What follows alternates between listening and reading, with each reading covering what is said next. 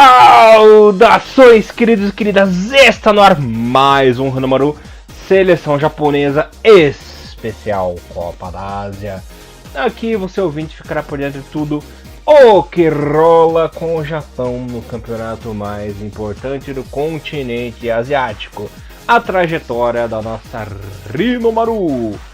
Bom, como sempre, vocês estão na companhia de Elias Palas, o Barbo de Alegria na apresentação, que não sei como não morreu ainda, porque tá um calor desgraçado.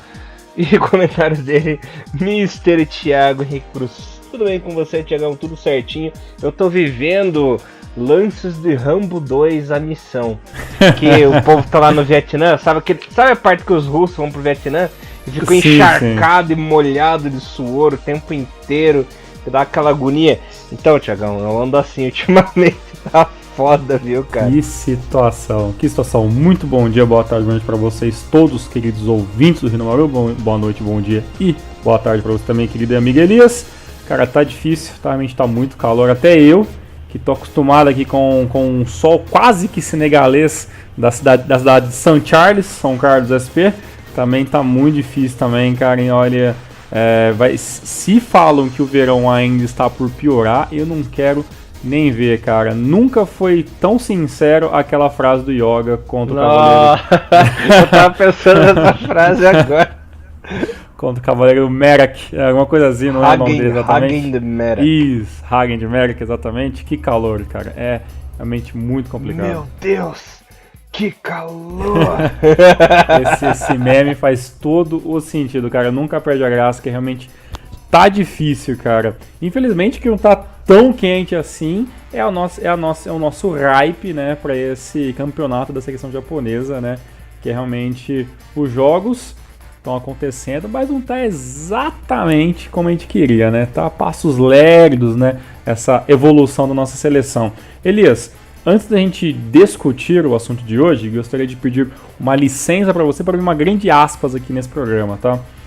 Antes de qualquer coisa, nossos queridos amigos, eu e a Eliane estava discutindo antes de começar o Hinomaru, uns dias atrás, e aconteceu que a gente acabou caindo numa pequena cilada do site da AFC no último jogo, onde eles escalaram a seleção errada, e por isso a gente acabou fazendo o primeiro programa da AFC contando com a seleção jogando com 3 zagueiros, coisa que não aconteceu no jogo. O Japão entrou com 4-2-3-1, mas a gente acabou levando em consideração os dados oficiais que a gente viu pelo site. Eu principalmente acabei nem procurando direito em outras fontes, apenas pela fonte principal, e infelizmente o site estava errado e a nossa colocação sobre os 3 zagueiros acabou ficando um pouco equivocada. Então desde já a gente pede desculpas em nome do trabalho do Hinomaru Podcast. Então o Japão não jogou com 3 zagueiros, se jogou em algum momento não foi a formação original.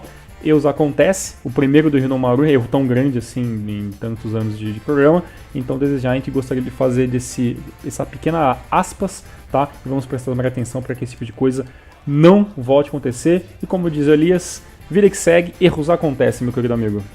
Acontece que nós caímos na lei do Tiririca, né, Thiagão? Uhum. Eu enganei você, bestado. Exatamente. Isso a gente não pode considerar nem o próprio site, né, da Copa da Ásia, nem em quem vamos confiar, né? Confiar em mim, mas realmente, em mim, só eu presto. Exatamente. E eu vou fazer uma outra observação, cara. Eu estava assistindo Japão e Oman pelos links da internet, já que a gente sabe que a TV brasileira deixou a gente na mão, né, nesse ano, né? E até a própria TV da NET acabou trollando o Elias, né? E acabou tirando o canal árabe. Era minha fonte da Copa da Ásia. Exatamente. E você acredita que os 2 primeiros lances do jogo, cara, chamaram o Minamino de Osaka, cara?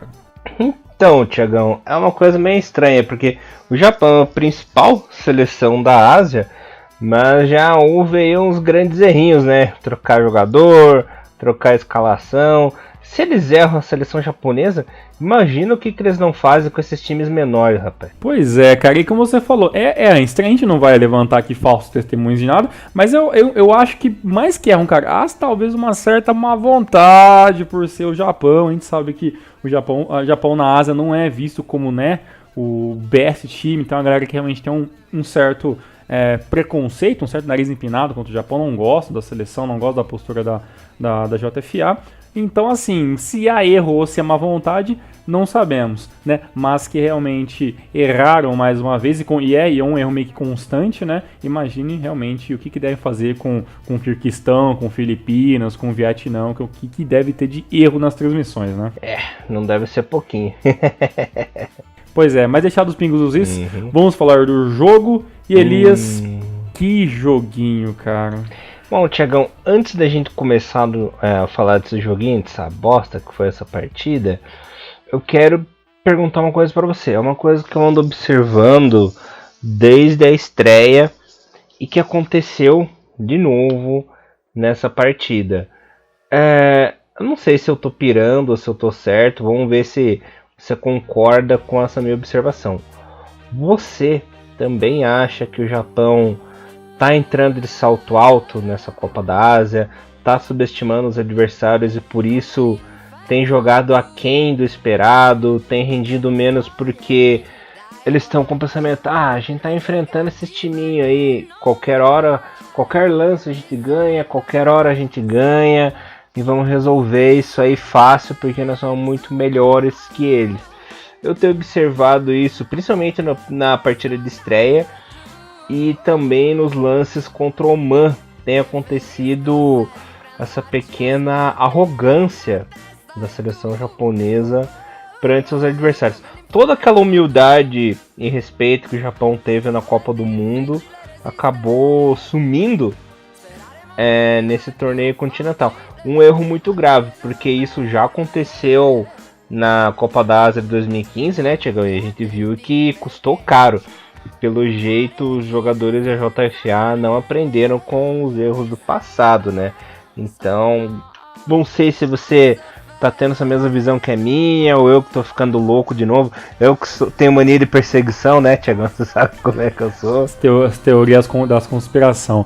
Cara, vamos lá. A minha opinião pessoal é meio que inevitável que quando você tá no topo, que você não tem uma certa soberba, né? Não vamos usar, eu não sei exatamente soberba, mas uma certa displicência quando você joga com times inferiores. Eu acho que pode existir por parte dos jogadores, ou por alguns jogadores, esse sentimento de que nós vamos resolver o jogo a qualquer momento. Pode ter. Até porque se a gente for ver, a seleção japonesa há muitos anos não é uma seleção caseira. Não é uma seleção feita por jogadores que jogam apenas no Japão, né? A gente tem muitos jogadores que jogam fora, né? O Doan, né? Muto, Minami, Haraguchi, né? Nagatomo, Yoshida, né? O Gonda jogou fora, o Sakai joga fora. Então, assim, a seleção japonesa, num todo, entra ano, sai ano, é uma seleção que basicamente é uma seleção europeia que mantém a base na seleção.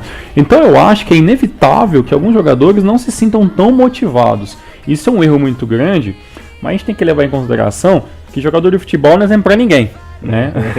Jogador de futebol é jogador de futebol em qualquer lugar do mundo, por mais que o Japão seja, né, em alguns aspectos sociais muito mais evoluídos que com alguns outros países, até mesmo com o Brasil. Essa soberba eu acho que é comum. Jogador é jogador em qualquer lugar, né? Sabe, jogador em qualquer lugar do mundo. Até porque os jogadores não jogam no Japão na sua grande maioria. Mas eu acho que por mais que há esse sentimento que vamos resolver a qualquer momento, eu acho que até a preparação mental do Japão, até o que os tabloides japoneses falam, do que os jornais asiáticos e todas as reportagens na internet, ditam muito o Japão como um dos principais. Então eu acho que, sabe, o meio faz um pouco a cabeça dessa galera, entendeu? Tipo, o Japão vai entrar entre os primeiros, o Japão está entre os primeiros, o Japão está classificado, quem será o segundo colocado na chave do Japão? Então, assim, acho que o Japão está mal acostumado a vencer muito, né? Se a gente for parar a pensar, quem era a seleção de Japão até os anos 80? Né, no futebol mundial não era grandes coisas, né, e chegou até ser 14º colocado no ranking da FIFA, né, e claro, hoje nós somos... Chegou a ficar em oitavo, né? Em oitavo, né, obrigado. Mas hoje o Japão não é mais dentro da Ásia, é um grande nome. Então eu acho que isso acaba mexendo sim um pouco. Mas, Elias, eu acho que tem uma coisa muito pior do que essa soberba, porque quando o time se acha muito e dá resultado, ok, né? Não tem o que a gente falar, ok. No entanto, eu acho que tem uma coisa acontecendo muito pior. O Japão, pelos amistosos em casa, por tudo isso que a mídia fala e banca da seleção japonesa, o Japão em campo, ele não atua como um campeão. Eu acho que esse é o problema maior, né? E eu espero muito que a gente não tenha que fazer um caminho meio tortuoso para voltar a ter o pé no chão. Por exemplo, já pensou se uma dessa o Japão fica fora da Copa de 2022? Ia ser um baita de um golpe no estômago, hein? Entendeu? E muitas seleções, a gente pode contar várias que ficaram fora de Copa do Mundo. Em exemplo, a dona Itália em 2018, né? Até o próprio Estados Unidos, né? O próprio Estados Unidos, a própria Holanda, ou vários times que ficaram fora de Copas do Mundo e por ter uma certa soberba, por achar que ganharia sempre, e agora teve que reestruturar o futebol, pensar no planejamento muito mais longo. Então, assim, a gente espera que isso não tenha que chegar nesse extremo para o Japão, mas que sim, nós estamos jogando muito feio, isso com certeza. Mas é um exemplo recente que a gente tá falando, é o próprio Estados Unidos, que a equipe ao lado do México são os que mandam lá na CONCACAF, né? São os times favoritos, Major League Soccer e tudo mais. E acabaram sendo eliminados por Trinidad e Tobago na última rodada. Exatamente. Levando pau ainda, né? Pois é, então você vê que assim, não é porque elas são seleções que, o príncipe dos Estados Unidos, que é uma seleção referente na CONCACAF, que ela consiga fazer mais do que aquilo. É meio que triste isso, né? Porque se você parar a pensar, uma seleção como os Estados Unidos e a liga dela que está se desenvolvendo e melhorando cada vez mais, é meio que os passos do Japão, assim, pareceu como um boom, todo mundo achou legal, todo mundo começou a comprar camiseta, todo mundo começou a pesquisar, teve um jogador ou outro que teve um destaque relevante, né? O Donovan, né? O outro goleiro lá que agora me lembro que me fugiu o nome, que chegou a jogar, e o Howard, que acabou jogando campeonato em campeonato inglês e tudo mais. E depois disso você vê que a seleção dos Estados Unidos deu meio que uma sumida, né? Qual que foi o último feito da seleção dos Estados Unidos? Conseguir bater de frente com o Brasil ali numa Copa América, ali, alguma coisinha, umas confederações e tudo mais. Fora disso, sumiu, né? Então realmente é negativo se você for para pensar que o Japão ele pode estar, né, seguindo por esse caminho, porque se essa geração de agora, né, que o Moriyasu traz pra gente, se ela não render, né, e na Copa da Ásia a gente acabar tomando pau, né, como é que essa seleção vai entrar para disputar uma qualificação para 2022, né? Se a gente for parar a pensar recentemente, não foi uma baba, né? O último qualifier para a Copa 2018. Foi sofrido. A gente chegou a ter alguns problemas e entramos em alguns jogos realmente com o pé atrás, né? Se a gente vê alguns Renomarus antes da Copa do Mundo, há sim um certo, né? Um certo pesar na voz e falar como é que o Japão ia na Copa, como é que a gente chegar, tudo mais. Então, assim, há de se pensar, porque eu acho que isso é um futuro até possível se a gente for pensar que nós estamos em 2018 e a seleção ainda não engrenou como a gente quer. Claro, daqui um mês o Japão pode ganhar a Copa da Ásia e pode mudar tudo. Mas nesse momento, o Japão não joga como time campeão. Não, nem de perto, né? Nem de perto tem a alma de campeão no momento, né? Inclusive, voltou uma coisa que tinha parado no pós-Copa do Mundo, que o Moriyasu tinha consertado e agora esse erro voltou. Que é atacar de qualquer jeito, chutar de qualquer jeito, perder oportunidades. Lembrando que o Japão venceu essa partida porque o gol foi de pênalti do Haraguchi. E o senhor Minamino, que estava aí, está numa boa fase, né, jogando pela seleção japonesa. Os crimes que ele cometeu nessa partida foram, olha, imperdoáveis, né, Thiagão? O jeito que ele chutou, o jeito que ele ia pra frente feito um retardado, desperdiçou 1 milhão de chances de gol, né, Thiagão? Então, até o próprio setor ofensivo do Japão, eu não sei, nessa partida eles desaprenderam a jogar bola, né, porque eles faziam jogada de qualquer jeito, parecia que estavam numa má vontade, assim. Claro que a seleção de Oman não ofereceu um perigo alto na partida, né, mas mesmo assim, pô, pra que jogar... Vou usar um termo chulo, pra que jogar tudo cagado, né? Se a gente sabe que tem qualidade e o time joga bem, né? Exato. Acho que o que faltou pro Japão foi um pouco mais de calma na finalização. Qualidade. É claro que... E qualidade, com certeza.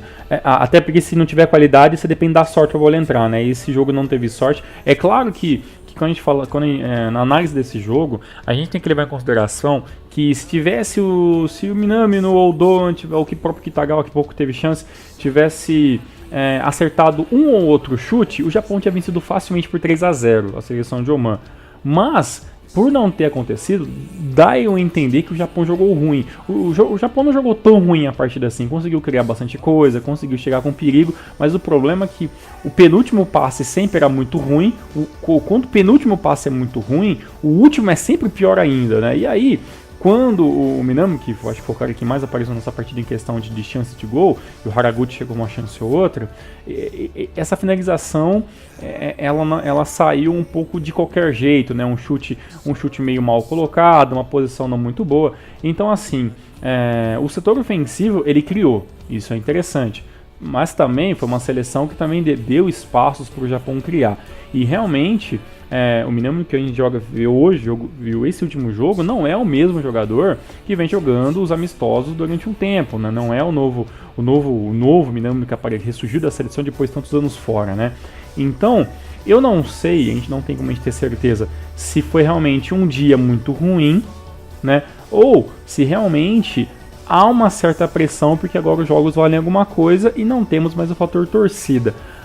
O problema maior que tudo isso a gente sabe agora, né, que o Osaka está machucado, a gente não sabe se volta, se está sendo poupado para a próxima fase, se vai jogar, mesmo se estiver machucado e conseguir voltar, se vai ser um jogador que vai ser utilizado apenas no segundo tempo. O Japão gastou muitas opções de jogar centroavantes e jogadores de ataque e todos acabaram se machucando. A lista de machucados são gigantescas, né? E agora a gente está tendo que trabalhar com o que tem. Se o Muto ainda não conseguiu se afirmar, infelizmente, e o Kitagawa é muito cru, o Minamino é o nosso homem de referência na ausência do Osaka. E se ele não voltar a jogar bem, se ele não colocar a cabeça no lugar em questão de pensar na hora da finalização, vamos ter problemas muito sérios aí. Uhum. Lembrando que o nosso querido Osaka teve uma lesão no quadril, né, Tiagão? Já foi confirmado que ele não atuará na última partida e fica no aval da delegação médica aí, se libera ele para as próximas partidas. E o que vai deixar mais ainda, né, o treinador com os cabelos em pé é nessa próxima partida, novamente Kitagawa, Muto, Minami ou qualquer variação que for utilizar, acabar não voltar a funcionar de novo, né? Então acho que vai ter problemas sérios se o sistema ofensivo não começar a trabalhar. O problema não temos mais muitas opções, né? Talvez você pode colocar o Inoue um pouco mais avançado, mas basicamente os jogadores que são para jogar são esses, né? Não tem mais o que fazer, né? E se por acaso agora o Osaka for cortado, eu acho que não tem como convocar mais ninguém, né? E aí vai acabar jogando com um jogador a menos o resto da competição. A regra da FIFA é que você só pode cortar jogador até um dia antes da estreia. Estreou, machucou, se fudeu. Ok, então se por acaso o Osaka não tiver condições de jogar 90 minutos, coisa que eu acredito que ele não vai ter mais, aí realmente a bucha vai sobrar para essa galera que não tem tanta casca. Que aí, meu amigo, ou você cria, ou o Japão não vai levar essa Copa da Ásia, na minha opinião. O problema do Japão também, além disso, é que a bruxa tá solta, né, rapaz? Foi um campeonato que tá sendo um campeonato muito diferente, né? Uma convocação com várias peças de reposição que foram colocadas ali apenas para compor elenco, né? O Moriyasu está tentando, né, trabalhar com essa galera mais nova, mas é aquilo que a gente falou, né? Treino é treino, amistoso é amistoso, competição valendo ponto, valendo troféu, outros 1.500, né? Nessa partida a gente até conseguiu algumas modificações, né? O Tomiyasu, que foi volante na primeira partida, agora começou como zagueiro no lugar do Makino, que fez uma partida meio ruim, né? O Wataru Endo começa como volante, mas assim, nem ajudou, nem atrapalhou, mas também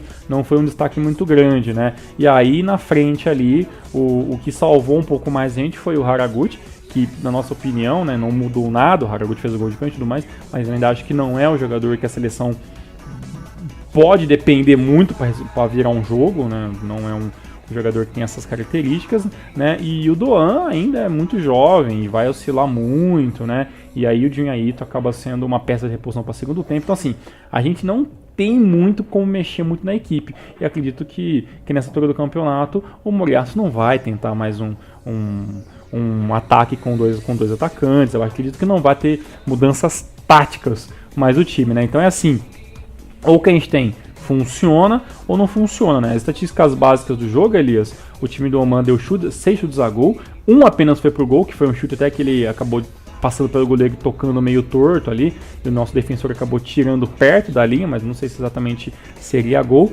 Contra o Japão, que deu 11 chutes a gol, sendo 8 direcionados realmente com perigo de gol. A maioria desses chutes foram do Minamino. O Japão teve 63% de posse de bola com 37%, 457 toques e uma precisão de passes de 81%. Teve lá 14 faltas, 2 cartões amarelos, ainda teve 7 escanteios por lado do Japão. Todos esses números, tirando as faltas, foram superiores do que a equipe de Oman, que lutou bravamente, mas acabou sendo eliminada no grupo F. Maravilha, Mr. Thiago Henrique Cruz. Falando da situação atual do grupo, ela está a seguinte: o Uzbequistão é o líder com 6, seguido do Japão com 6 também. Não pontuaram no momento Oman e Turcomenistão. Próxima rodada, Uzbequistão e Japão vão decidir quem fica como líder da chave, né? E Oman e Turcomenistão jogam a decisão de vaga, né? Lembrando que o terceiro colocado também se classifica. Tiagão, dando uma voltinha nos grupos que já se definiram, o grupo A e o grupo B. Quem passou em primeiro lugar? Antes de falar sobre isso, falar da escalação, né? Quem jogou no Japão nessa partida: Gonda, Yoshida, Nagatomo, Sakai, Wataru Endo, Tomiyasu, Haraguchi, Shibasaki, Doan, Minamino e Kitagawa. Entraram na etapa final Muto e Junya Ito. Bom, falando agora das classificações, como era se esperado, Emirados Árabes passou em primeiro, Tailândia passou em segundo, uma coisa que eu tinha te falado. O Bahrein acabou passando em terceiro, né? Apesar da boa estreia da Índia, ela ficou de fora. Emirados com 5, Tailândia 4, Bahrein 4 também, e a Índia com 3. Um grupo onde todo mundo pontuou. Lembrando que a equipe dos Emirados empatou a Tailândia em 1-1, e a Índia no finalzinho, aos 47 do segundo tempo, levou o gol do Bahrein. Uma pena. No grupo B tivemos uma surpresa. A Jordânia terminou em primeiro lugar com 7 pontos, seguido da Austrália com 6. A Palestina passou de fase, Thiagão, ficou em terceiro. Caramba, com 2 pontinhos. E o saco de pancadas do grupo, por incrível que pareça, foi a Síria, com apenas 1 pontinho. Time sensação da temporada passada na Ásia, né, Thiagão? Ficou de fora. Pois é, a Jordânia jogava pelo empate, né? A Palestina acabou passando com apenas 2 pontos, né? Realmente nem teve tantos méritos assim, mas realmente a Síria acabou jogando muito mal, né? Acabou perdendo o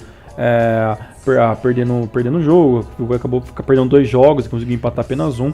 Então acabou ficando muito aquém do que a gente esperava. A Jordânia que vai se consolidando como um time meio casca grossa, né? O próprio Thiago Bom Tempo, conversando com a gente, falou que é uma das equipes que realmente sempre dá muito trabalho para a seleção japonesa, né? Que é uma grande verdade, né? Então, assim, passa em primeiro, vence a Austrália, né? Mais uma vez a Austrália tem dificuldades, né? Mostrando que, né, entra ano e sai ano, o time da Austrália continua com alguns probleminhas, mas ainda é uma seleção a se prestar atenção, né? Então esse grupo B foi realmente assim, que não teve grandes reviravoltas, foi pelo menos interessante ver como a Jordânia, né, jogou como time A do grupo e não teve tantas dificuldades, né? A Jordânia que, eu sempre lembro daquela partida contra o Japão em 2004, aquela decisão de pênaltis ali, que foi a mais sofrida na minha vida. E pior que o filho da puta, tá vendo o canal árabe, né? O filho da puta no narrador lá, torcendo loucamente pra Jordânia, né?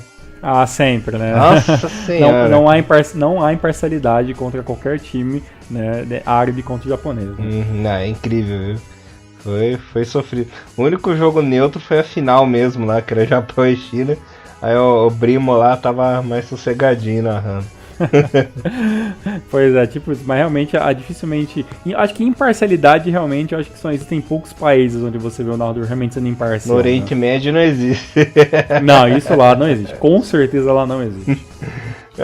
Tiagão, mais alguma coisinha que você queira falar aí, meu irmãozinho? Sobre esse grupo, só amanhã. Uma coisa interessante, né, sobre jogos que vai acontecer nessa quarta-feira, né? A gente tá gravando de terça pra quarta. É que finalmente, né, a Coreia do Sul vai contar com o seu melhor artilheiro, né? O Son Heung-min finalmente chegou para participar da competição, né? E aí talvez é uma arma a mais para a Coreia do Sul, que, claro, já está classificado e tudo mais, mas é uma outra equipe que também está passando bem aquém, né, de ser aquele time soberano de alguns anos atrás. Que talvez dê dor de cabeça pro Japão. Não esqueça que foi essa final, né, que eu coloquei.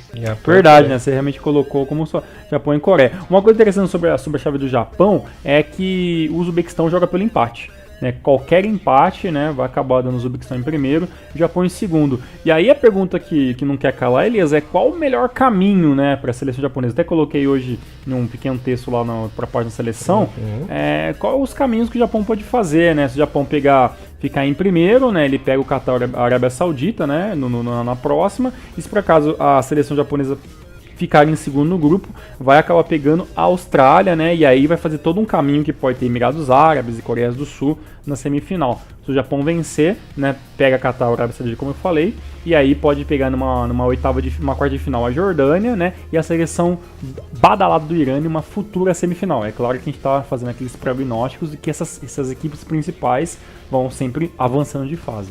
Olha, Tiagão, pra te falar bem a verdade, segunda fase não tem caminho fácil. Não tem como escapar, né? Não tem como escapar.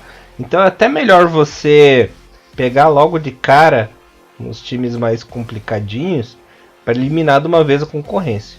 É o que eu penso. Se for parar a pensar, qual que é a lógica? É claro que a gente sempre quer que o Japão vença os campeonatos tentando dificuldades.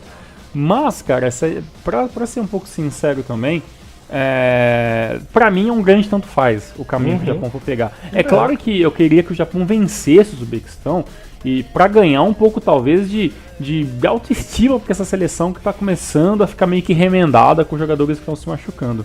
Mas se o Japão tiver capacidade de ganhar, na minha opinião, do Uzbequistão, dificilmente vai ser campeão. Porque eu acho que pra uma seleção do nosso patamar, que se a gente não tiver condições de ter a cabeça no lugar e fazer bons jogos agora, qualquer jogo de oitavo, quarto de final que sair atrás do placar, de novo, né, como aconteceu desmorona. Então, assim, eu acho que a seleção tem que jogar sério, tem que ganhar do Uzbequistão, tem que ganhar até de 2, 3-0, fazer bons jogos para chegar nas oitavas mostrando, independente se é o Japão com craques ou uma equipe que joga como um time e não por um nome ou outro, a gente está aqui para ganhar um campeonato e colocar meio que essa pressão contra o adversário, né? Porque, como você falou, não tem mais caminho fácil para o Japão. O que muito vai me machucar não é nem o fato do Japão talvez não ganhar a Copa da 2019. É sim o Japão sair pelas portas dos fundos como aconteceu em 2015, né? Uma seleção que fez uma primeira fase meio que no oba-oba, mas também não deixou ninguém muito animado.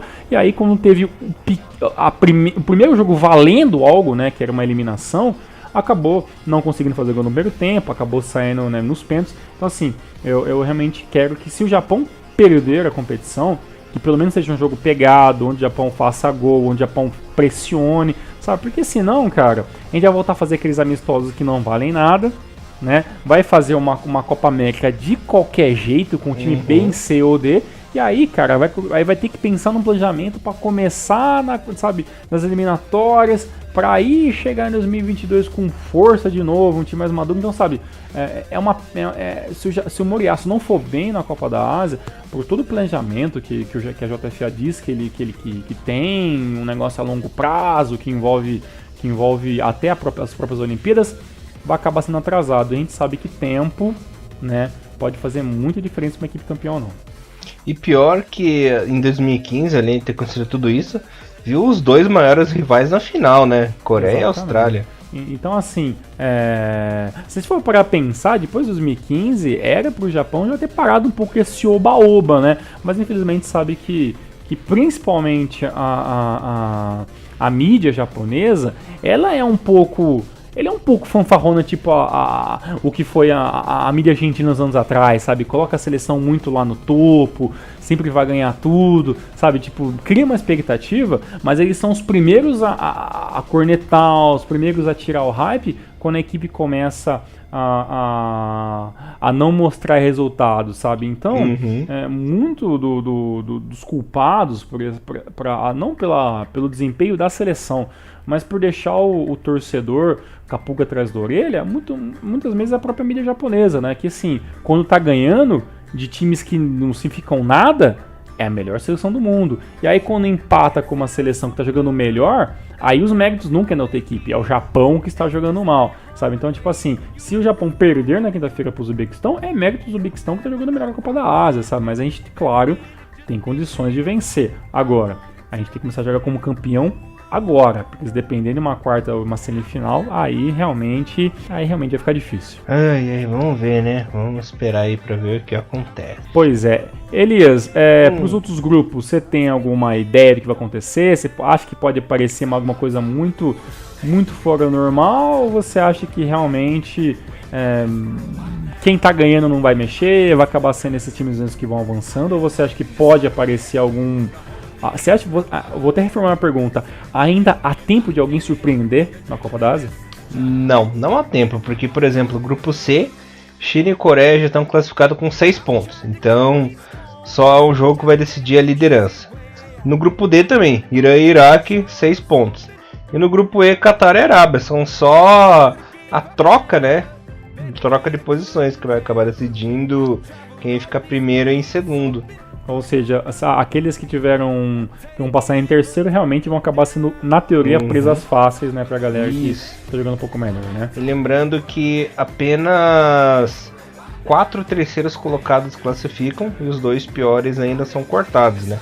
No momento estão sendo eliminados Vietnã e Líbano. Tá. Esses realmente não estão passando. Muito Mas bem. Mas ainda tem essa última rodada e cabeças ainda podem rolar.